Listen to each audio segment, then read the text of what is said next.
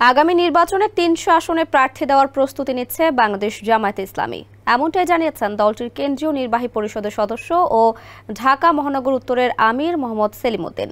যদি ইসলামী দলগুলো কিংবা ভিন্ন দলগুলো নির্বাচনের সহযোগিতা চান, তাহলে জামায়াতে ইসলামী তাদেরকেও সহযোগিতা করবে বলে মন্তব্য করেছেন তিনি। সোমবার সিলেটের বিয়ানীবাজার পৌর শহরে আয়োজিত সাংবাদিকদের সঙ্গে মতবিনিময়কালে তিনি একথা বলেন। জানান, বিগত সরকার দেশকে কেবল পেছনের দিকে নিয়ে গেছে, সব ক্ষেত্রে দলীয়করণ করে দেশের সহিংস এবং প্রতিহিংসার রাজনীতি শুরু করেছে। গত ৫ই আগস্ট ছাত্র জনতার আন্দোলনে শেখ হাসিনার পতনের পর দেশের সাধারণ মানুষ এক নতুন বৈষম্যহীন বাংলাদেশের স্বপ্ন দেখছে। সেলিম উদ্দিন বলেন, বিগত সরকারের সময় বিচারের নামে প্রহসন হয়েছে। সেলফিন অ্যাপে দেশ বিদেশের যে কোনো জায়গা থেকে অ্যাকাউন্ট খুলতে পারবেন কোনো ঝামেলা ছাড়াই। সেলফিন, আগামীর ব্যাংকিং। দেলোয়ার হোসেন সাইদিকে মিথ্যা অভিযোগে সাজা দেওয়া হয়েছে, পরিকল্পিতভাবে হত্যা করা হয়েছে।